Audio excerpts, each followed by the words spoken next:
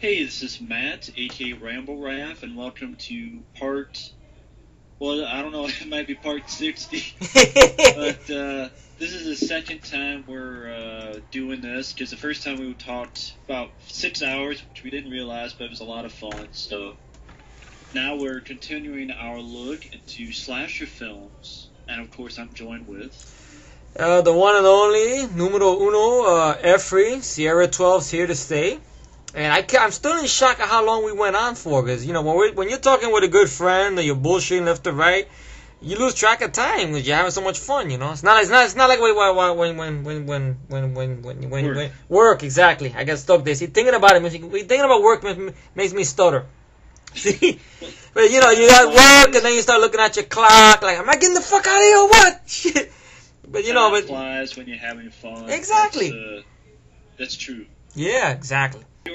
We had talked about the House on Sorority Row. House on Sorority Row. 1983. Okay. Because we had mentioned the remake that they had done as well. And I remember you mentioned Carrie Fisher with a shotgun. Yeah. I think we were at that part. I don't think we finished with that. I remember before that we were talking about Sleepaway Camp. Yeah. Alright, so House on Sorority Row, which I've never seen. I haven't seen either. I mean, it's... I've heard good things about it. I mean, I guess it's a cult film in the fact that they used the name to do a remake on. Yeah, that's true. Maybe it could be that. Yeah. You just cut out the house and just put Sorority Row. That's it. That's all. I'm not sure. I think they originally pulled a prank. And if we repeat ourselves, it's been a while, so go fuck yourself. But I think they pull a prank on I think their house mother, and she ends up dead because of the prank, and they have to cover up the crime, but someone is taking revenge one by one. And again, I haven't seen the film, so I can't confirm nor deny whether it's good, but there's trailers on YouTube, I believe, because I know it was one time I was looking through there, I was curious about, because I know Sorority Row, the name sounded familiar, then I looked it up, and I know Mike was telling me that this is that's our friend OCP Communications. I'm not sure. I think he has this trailer up at one point on one of his channels and stuff like that. And he was telling me this is actually the remake, the original. Yeah, I'll probably put the trailer to it so you guys can take a look whether it's good or bad or it's decent. All right, no problem. So I guess the next one is another one I have never seen or heard of. Have you? The Final Terror. Now, The Final Terror, I know it's gotten some bad notes, but I'm curious because basically it's, forest rangers, you're going to the camp in the woods, I guess they trespass into an area where there's some backwoods people.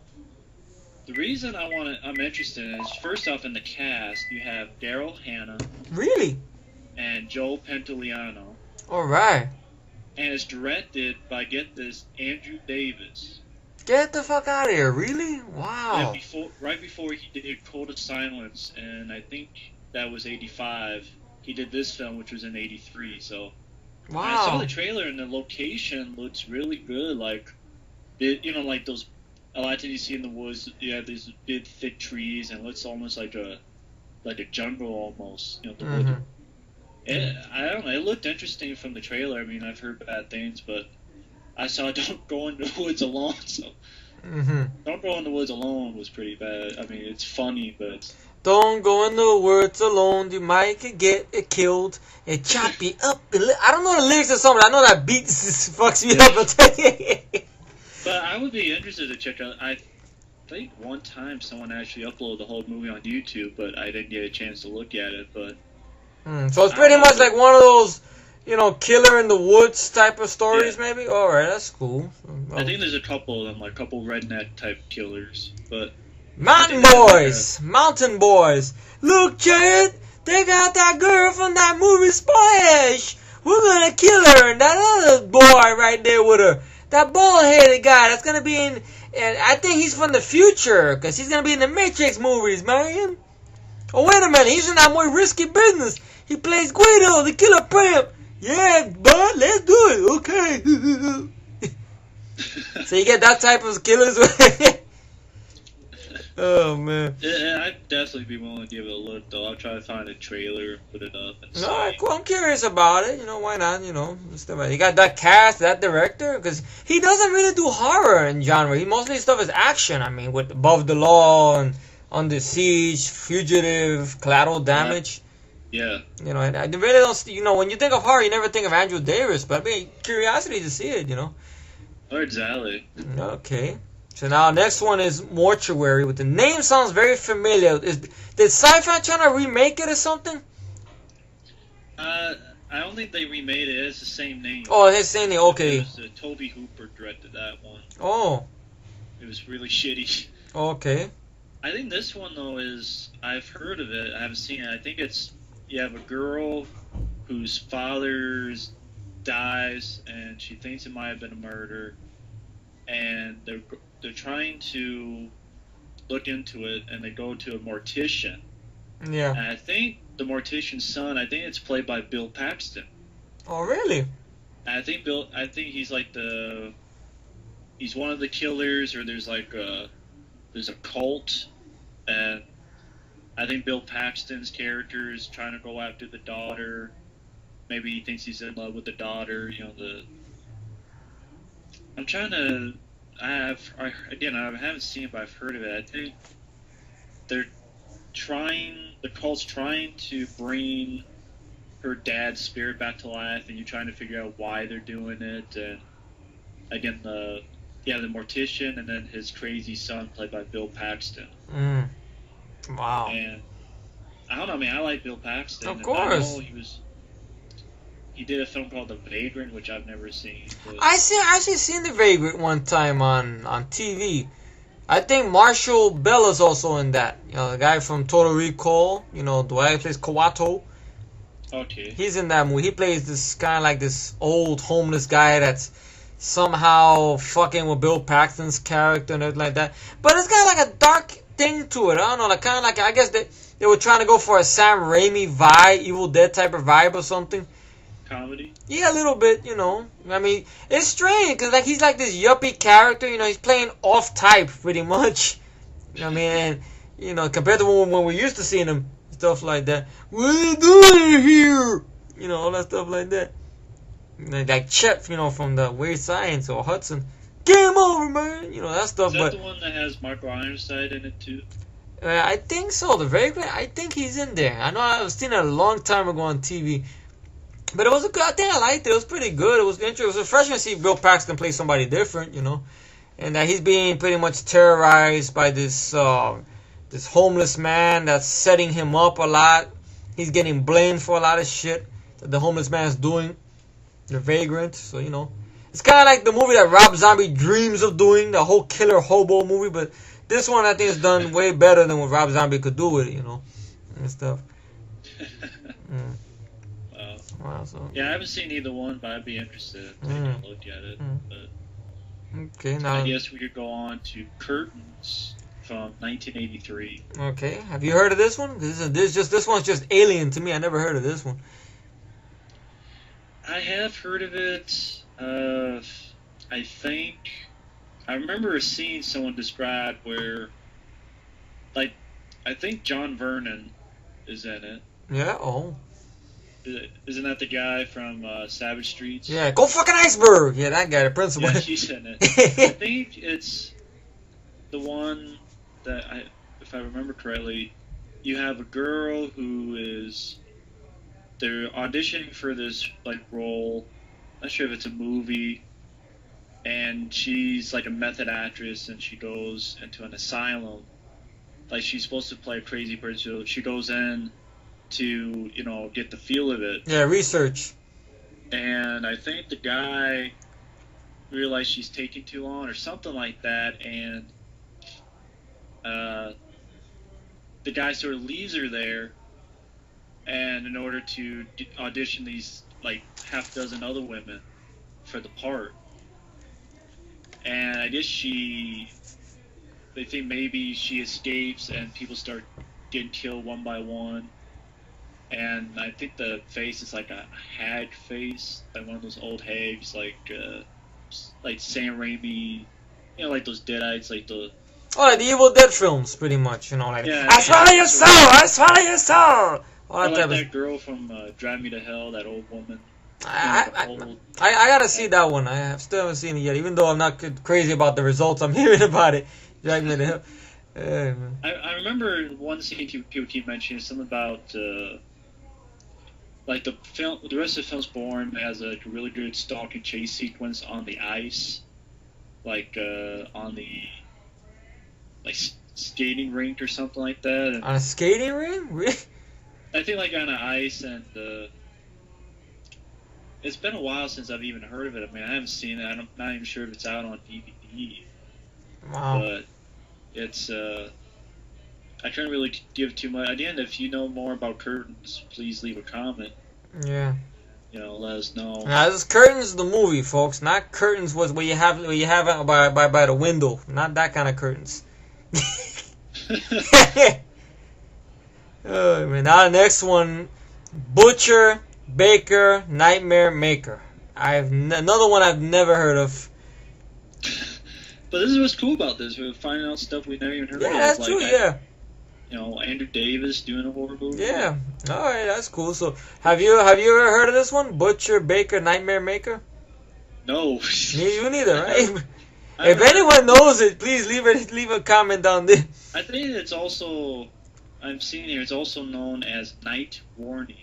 Night Warning? Wow, what a title. Bo Svensson in it. Who's in it? I think this guy named Bo Svensson. I've heard of this guy before. I'm trying to remember where he was in. He was. Let me look that up. Was he like that crazy guy from the other movie, the one you were telling me about? That actor that looked like he was a killer or something?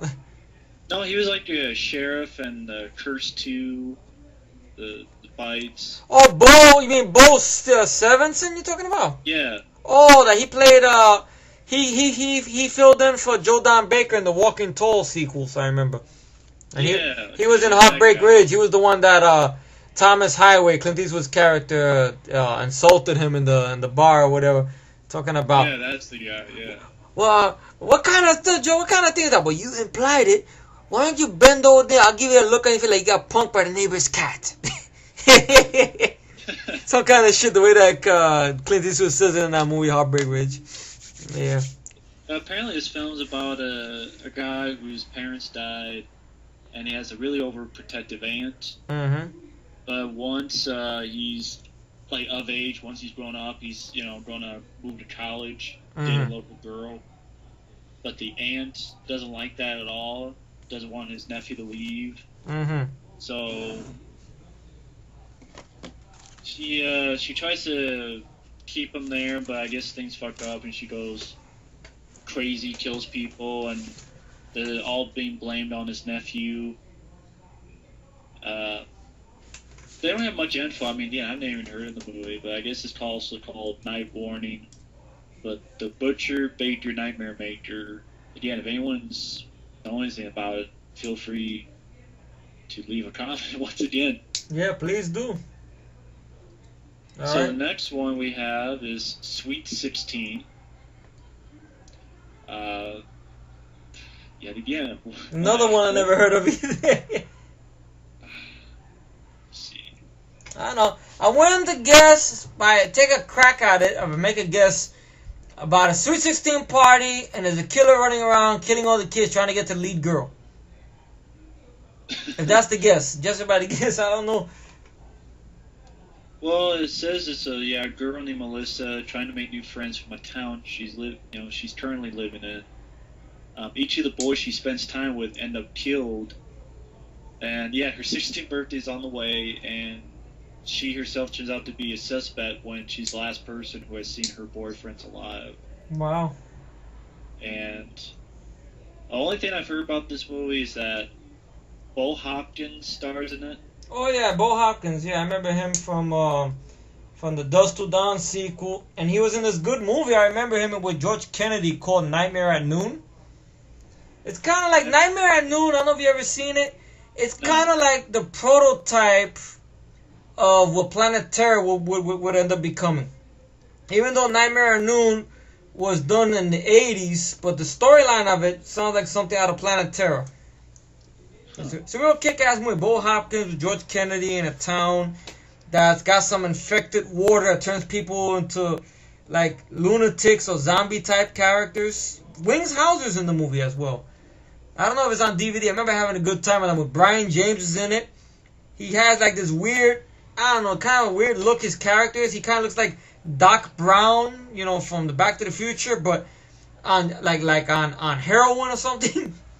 Right. So it's a bugged out movie, you know. Bo Hopkins is a badass in that movie. I think he even puts Wings Hauser to shame. You know, Wings Hauser is a badass in those movies. Yeah. Yeah. Look that What's one it up. called again? Nightmare at Noon. Nightmare at Noon. Yeah. You might see trailers of it. I think there's trailers of it on YouTube. You'll be able to find the trailer for that one and stuff. I don't know if it made the DVD format though. I hope it does. I would like to get that one in my collection. You know, cause looks like there's a DVD cover here on its IMDb page. So. Oh, I hope so, man. Yeah, it looks like Hollywood. Yeah, Hollywood DVD. So yeah. All right. I don't know if you can find it. But Well, that's the only thing. Yeah, see, it's there, folks, but can I get it? Shit. It's like Army of One. It's on DVD, but can I find it? That's it. Shit. So, of course, the next one is a big one. Oh, of course. Let me see. Is that what I think it is? Oh, yeah. It's number 3 on my horror icons franchise, pretty much. Freddy. Yep. Nightmare on Elm Street, the original. Yeah. That's right. Fuck the remake. Up the ass. What more can you say about the first time on Elm Street? It's pretty much everybody knows the story. It's such a great story. Yeah. Even behind the scenes of how he came up with the story, I always thought it was kind of creepy. Yeah, the whole thing about that Wes Craven read an article about some kid, that a Cambodian teenager, that I believe he was at a young age, he was in Vietnam. He's seen a lot of horrible things or whatever that was happening, whatever in his village or whatever. And he was at some orphanage or at his house or whatever, and he came to the States, and he kept having nightmares. He couldn't sleep. And then when the parents go to check on him, they see he was sound asleep. And the next thing you know, they heard a scream. I guess he died in his sleep. Real creepy shit, I'm telling you, man. Yeah, I mean, the thing with this, though, was the guy kept mentioning how if he would fall asleep, he would die. Yeah. He would keep saying that. And some of the stuff he did, Wes Craven actually put, like, the guy would hide a pot of coffee in his closets, or whatever, which is how Wes Craven did that for the Langenkamp's character. Yeah, Nancy. And also the thing where, you know, when he was a kid, he saw this sort of ugly-looking bum just staring at him outside. And as it went along, he would get pretty scared, and it seemed like the bum got closer until it got, like, right by his house, like, looking through his door. I think he got his brother or someone else, and they ran down, and then the guy disappeared. Wow, talk about scarred moment. Shit. Yeah, I mean, this film is just a classic. I can't really find anything wrong with it. Of course, you got Johnny Depp. Yeah, his early death role. scene, Yeah. Yeah. John Saxon. John Saxon. And it was interesting. Look, I guess there was something deleted where I guess Nancy, Heather Langenkamp's character had a brother. Yeah, I think you were talking about that. I remember when you reviewed when you were reviewing the movie, you said there was a deleted scene, or there was some story. I guess you said you read somewhere, because the DVDs, as of now, the box sets, they're pretty much plain bone, right? Well, the box set has that special feature disc, which has a bunch of interviews and stuff on it. Oh yeah. Oh. But to be honest, it's sort of annoying navigating through it all. But you know, there's also that documentary that's coming out around the same time the remake is coming. Oh yeah, from the same producers who did His Name Was Jason, right? Yeah. Oh, I think you showed me the promo to that. I think a little preview they have for that. I'm looking forward to it. Heather Langenkamp is supposed to be hosting that and stuff. I hope they get all the cast members to come back from the movies. You know, they get Lisa Wilcox and Tuesday Night. Yeah, exactly. You know, man, I want to see if they touch on that story. The one you heard from over there, from Deadpan. That story. I doubt it. Yeah. For those who don't know, I think Lisa Wilcox and Tuesday Knight are lesbians, lovers. Which was nothing wrong with that at all. Nothing wrong with that, you know. No, it's just, we're guys, so Yeah, of that's course. what catches our attention. Yeah. Nothing wrong with that. They like girls, we like girls. So what's the We're perverted. No, we're not perverted. Perverted is if you see Lisa Wilcox and Tuesday Night and you say to them, would you like to come back to my house? I'll videotape a scene when you took a film. Like you. Oh gosh. Yeah. Yeah, just kidding, folks. But yeah, this film had a lot of great stuff, and I remember this is actually the first time I ever knew of The Evil Dead, because Nancy watches it on the TV, and I was watching, I'm like, what's that movie? And then years later, I'm watching The Evil Dead, and I'm like, oh shit, it's that film. Yeah. So that's how I first found out about that, and you got, I don't know, so many great scenes. I mean, that scene where Johnny Depp gets killed, you know, him getting sucked into the bed. I like the way they said they did that. How it was upside down or something, and they did like some kind of weird camera thing where it made it look like it was shooting out in the ceiling, but it wasn't shooting out. Right. Some weird effect or whatever. Then the score, you know, where that was. I keep forgetting that guy's name who did the score for that. Charles Bernstein. Charles Bernstein, yeah. You know, and the whole thing. I like the Heather Langenkamp really drew me in, you know. Everything. Yeah, like I mean, and like you were mentioning about deleted scene, yeah, when the mom is telling Nancy at the boiler and she's showing the glove, I think she mentions that one of the kids that Freddy killed was Nancy's brother. Yeah. Nancy's little brother. Mm-hmm. But I guess they cut that out for, I don't know what reason, but... Well, I wonder if the scene is still intact. You know, who knows, maybe if the... Well, they had the scene... I actually saw the sequence. Oh, the scene was on the disc, really? On the disc that I got from a certain someone. Oh, yeah, okay, the one you said where you got all that stuff, yeah. Yeah, because they had a lot of deleted scenes of it, and that was in there, so that was interesting to watch. Any other? Yeah, I mean, I think the big fuck up with this movie was the ending. That's true, because I think it was, well, what was it? It was an argument between Wes Craven and Bob Shea about that ending or something? Yeah, Wes Craven wanted to end it with just, I think it was just having the kids, like the same setup, but the kids just drive away and you're sort of left with a question mark. Is it a dream? Is it not? Yeah. And Bob Shea wanted Freddy to be driving. Yeah. Which he later got with Part 2. Yeah. The way Part 2 ended. Yeah. Well, actually, even at the beginning of Part 2. Mm-hmm. And then they compromised and had the fucking girl just going through the doors. Yeah. So stupid. Yeah. I mean, but I seen that as a kid. I was like, oh, woo, wow. Got pulled in like a fucking cartoon. Damn. That's all, folks. Ha ha ha ha. Yeah, Bugs Bunny type shit. I don't know what the fuck. Oh, God. It'd be funny if you show that clip there. And then you put the Bugs Bunny thing. Goodbye! Ha ha ha ha! Wow. Yeah. But yeah, I mean, this film was a classic, folks. It is. Can't find much wrong with this. Yeah, I hold it in high regard, you know. The score, the cast, the special... Who did the special effects for this movie, by the way? The effects... I'm not sure who did the effects, actually. Oh, really? Oh. But, they did a good job with it, though. Yeah, it was awesome. I like the way they did Freddy in this movie, you know, because this is before Freddy started becoming more pop icon. He was just more in the shadows and menacing, you know. You know that. I mean, I like Freddy. Like, I love Freddy in 3 and in 4. 5 is like, even though 5 I saw on the big screen, the only thing I like about part 5 is that Dan motorcycle death scene, which is awesome. You know, that's a creative way to kill somebody right there.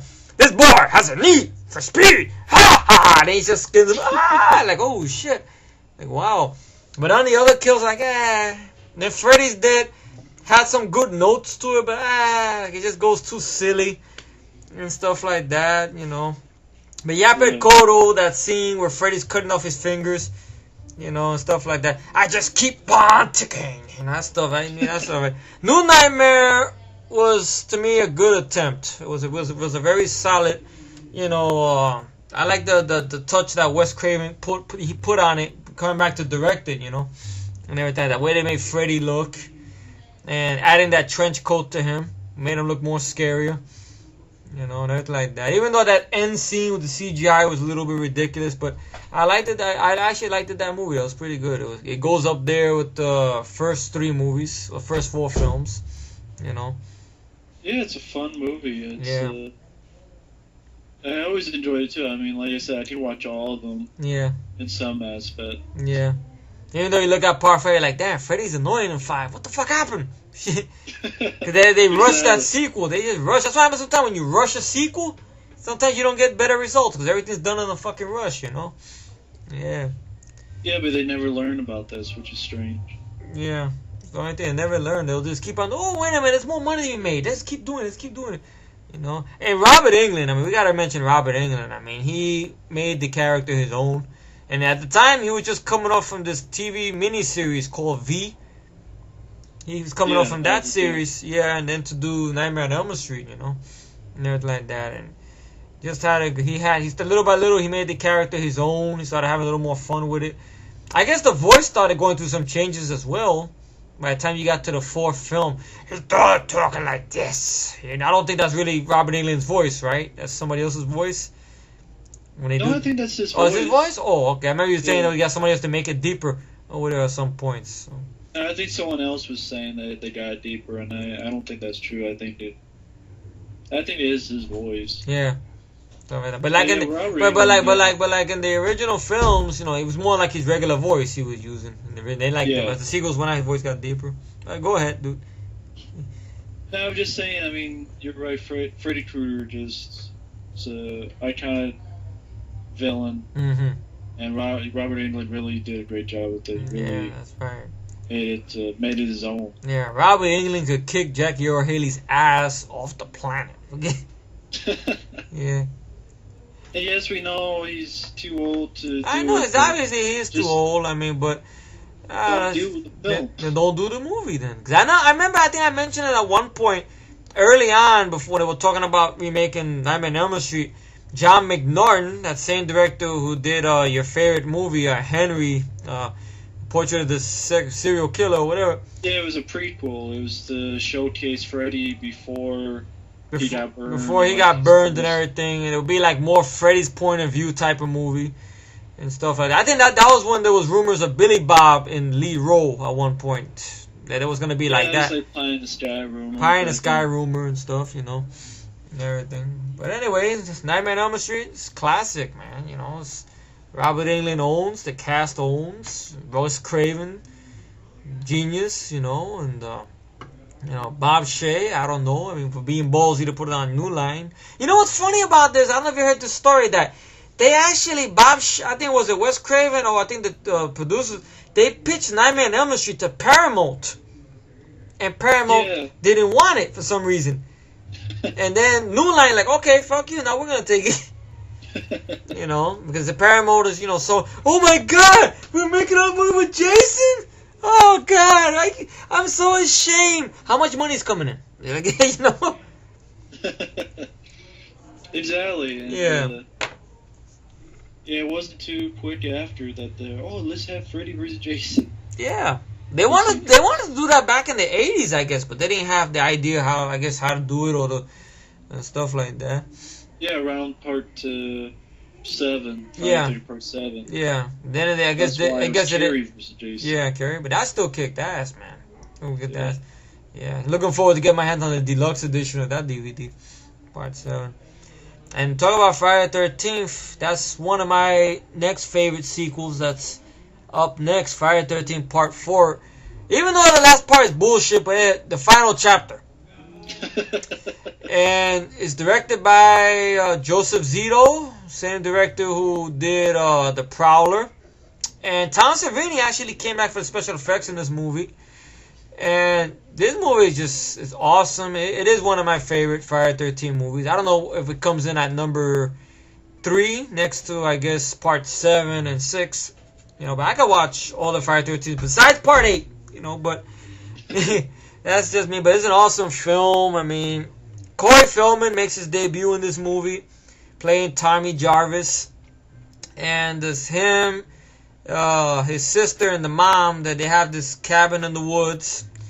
And the cabin next door, they got some kids staying in the cabin next door, which one of the kids is people you know obviously from Back to the Future, Crispin Glover, who would later go on to be in Willard, and of course the Thin Man in the Charlie's Angels movies. And it pretty much picks off where part 3 ended, in which you have a cool scene where they're at the morgue. And you got this doctor flirting with this nurse, and the guy's watching some exercise channel or whatever. Yeah, aerobics, yeah. Aerobics or whatever and stuff like that. And they had all over the 80s with girls doing these weird poses and stuff. It looks good to watch. But anyway, Jason comes out of the morgue with a hacksaw. Yeah, fucks him up royally while he's watching the thing, grabs him by his head and just hacksaws his head.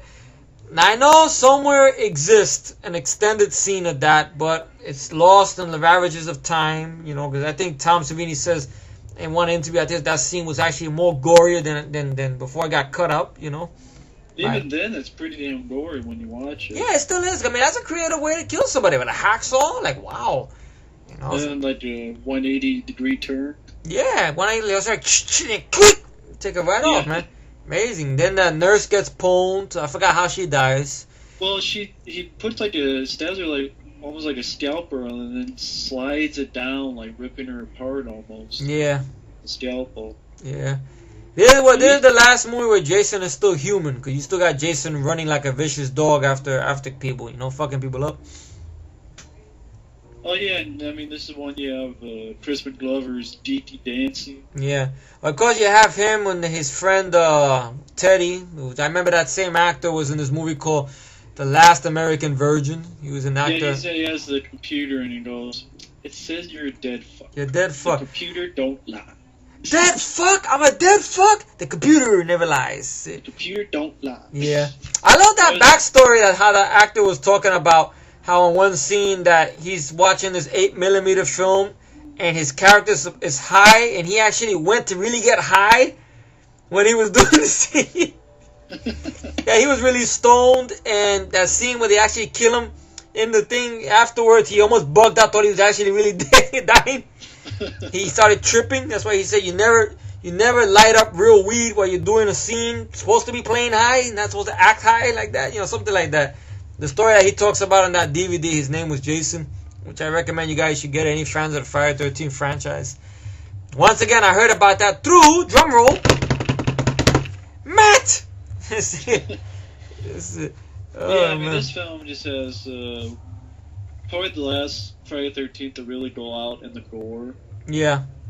I mean, some people might argue, they might say part 5, but I don't know. I mean, 4, I mean, that's the gore is there because you have Tom Savini working on the effects. Well, part 5, they cut out a lot of stuff. Yeah, despite that bullshit, Danny Steinman says, I only delayed 5 seconds. With that bullshit, or 5 minutes, what he kept saying. Was it 5 minutes, 5 seconds? I'm not even sure. Man, dang it, Danny Steinman's so full of shit, so you... But I mean, everybody remembers the ending to this with Corey Feldman. Tommy Jarvis.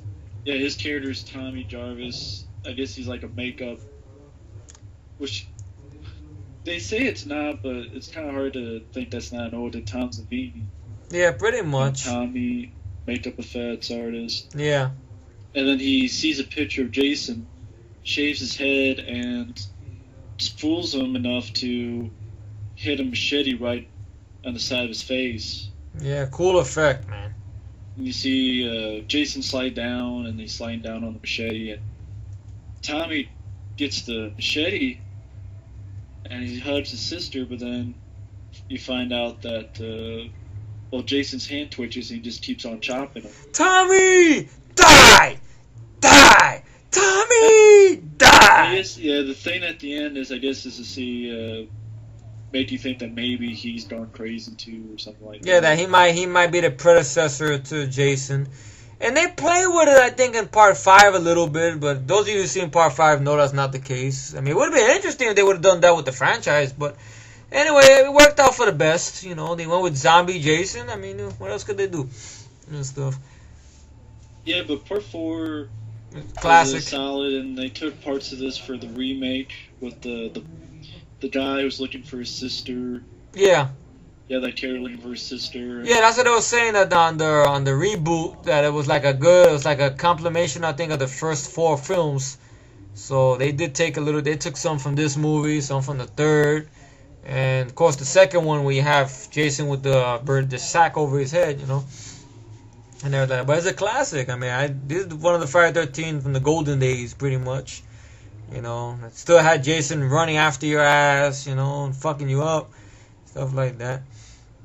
And a little bit, it got some nudity in there too. And the guy who played Jason, Ted White. Yeah. He seems like one of the only ones who really just wants nothing to do with it. Like, I know he said he did it for the money, and you know, I think he wanted to get his name taken off the film. Yeah, because I don't think he was happy with Joe Zito, the director, because of that thing that happened with one of the actresses on the set. The one that almost caught hypothermia. And the girl from American Ninja? Yeah, I think Judy Aronson, I think her name is. Yeah. Yeah. She was very cold out in the lake because it was freezing. Yeah, she was half naked, I think, topless, and on a rubber raft. So you have a little scene there, another ode to the original movie, where Jason's stabbing her through the raft. But what had happened was, the prosthetic body was actually on top of the raft, and she was in the water halfway. So it took a while to set that up, and she was cold, and nobody said nothing in her defense. And Ted White was the one that came into her defense, and I guess he battled with Joe Zito, the director, about that. Maybe that's one of the reasons why I guess he didn't have really too many good memories about the movie and stuff. But yeah, I mean, it's a solid movie. Yeah, it is. It's a solid sequel, and it's not the final chapter. It's not the final chapter. It's just part 4. That's all. Yeah. So next up, we got a film called The Initiation from 1984. I'm not sure. I think this was remade into a TV movie that starred my woman in it. Co-starred my woman. She wasn't the star. It was called The Initiation of Sarah, I think. So I'm not sure if this was an original to it or what, but I don't know. I didn't care for that one. It was nice to see her in the remake, but the original I don't know nothing about. I just want to throw that out there, even though it makes no sense, but still. What's he talking about? I don't know. Just listen. I think this is one in which you have, I think Daphne Zuniga, same girl from The Fly 2. And Spaceballs. And Spaceballs. I think she's a college student, and she's part of the sorority, and has a lot of this nightmares of this guy burning up, and she meets like a scientist to help get rid of her dreams, and I'm trying to remember. I think... Fuck, I don't remember the rest of it. I don't remember the rest of the story. I don't know if it's... Does it have to do with a bunch of sorority and it's devil worshipping or something involved? I know that's what the remake, I think, was about. If that's the same thing, I'm not sure. Well, I think it leads to somehow you have they break into a shopping mall, and you have this crazy guy just lock them in the shopping mall and killing them one by one. Oh, okay, that's a different movie then. All right. Oh, well. I know it has Clu Gulager, and I think Vera Miles. I think she was in Psycho. Oh, cool. Clu Gallagher from, I guess, Return of the Living Dead and Feast. Yeah, Feast. Yeah. And also the father on Nightmare on Elm Street Part 2, Freddy's Revenge. He was also the father on that. Clu Gallagher, I think. Yeah, definitely. But yeah, this film... So yeah, I think for the most part you have just basically they're trapped in the shopping center, and actually, I'm thinking of a different one. The whole, she sees her dad, who's a doctor. I think it's just mainly them. She has these nightmares, and then her and her friends get locked in the shopping center with this killer. Oh. And they get picked off one by one. Oh. Alright. I don't know anything else about it. I don't know. Me neither. I don't know. But I think the next one is going to be real easy for you, because I know you reviewed this one last December, and I know our very good friend Matt Puppet Def, she's a very good fan of this franchise. I would like to see this one though. I know I remember seeing the sequel a long time ago, but I don't remember too much about it except Garbage Day, and this one is Silent Night, Deadly Night, the first movie. Yeah, by Chuck T. Cillier. Basically, the story you have is you have this guy as a kid, and his parents get murdered by a guy dressed as Santa. So right in front of him, I believe. He witnesses all this. Yeah, right in front of him, and I think in front of him and his little brother. Yeah. And they get sent to an orphanage, and they have this like nuns who are putting this mother superior who's very mean. Wow. But when he grows up, he gets a job at a store, and as he's working at the store, he finds out that part of it, the job is he has to wear a Santa suit. And of course, that sort of rejiggers all the bad memories from when his parents got killed, and starts killing people one by one. I think one of the people he's killed is what, Luna Quigley, right? Yeah, Linnea Quigley, which you do see some tits. Okay, cool. I guess that was when she got the surgery, probably. Yeah. She gets killed by getting thrown onto some like antlers. Oh yeah, like, wow. There's some deer antlers on a wall, and he just sort of pushes her into them. Wow. But you get some fun with people getting killed with an axe, and I don't know. It was a film I always enjoyed because it sort of have a little bit of a fast pace. Oh, that's good. How do I put it? It's not that long of a movie either. I think it's like 85 minutes long, so it doesn't take too much time. Okay. And yeah, I always remember the sequel more like you. Yeah, because I remember that thing with Garbage Day or whatever, something like that, yeah. Because the sequel is basically they took all the good parts of the first film, and that's like the first half of the film. I think he's telling the story. I think he's like in some asylum or something. He's telling the story, what happened to him and his brother. The brother of the killer in the first film. Yeah. But yeah, this is definitely worth a look if you like slasher films. Yeah, I'm curious about it. 'Cause I remember you talk about it, and I think she talked about good things about it as well. So I'm curious to check it out and stuff. So. But I mean, yeah. What's more interesting is when it got released, and how all the angry parents weren't happy to have Santa Claus depicted as an axe murderer. Wow. Who was the studio that took the heat for this movie? I wonder. Try and see what studio came out with this. It'd be hilarious if it was MGM.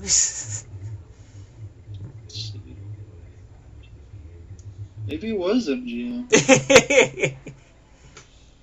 I'm trying to find the. We'll find a way to top those. TriStar Pictures. TriStar? Really? Wow. Yeah, TriStar Pictures. I can't believe it. TriStar? Wow. That's ballsy of them. Woof. Wow. And, basically, I thought it was kind of weird how one of the people who got mad was Mickey Rooney.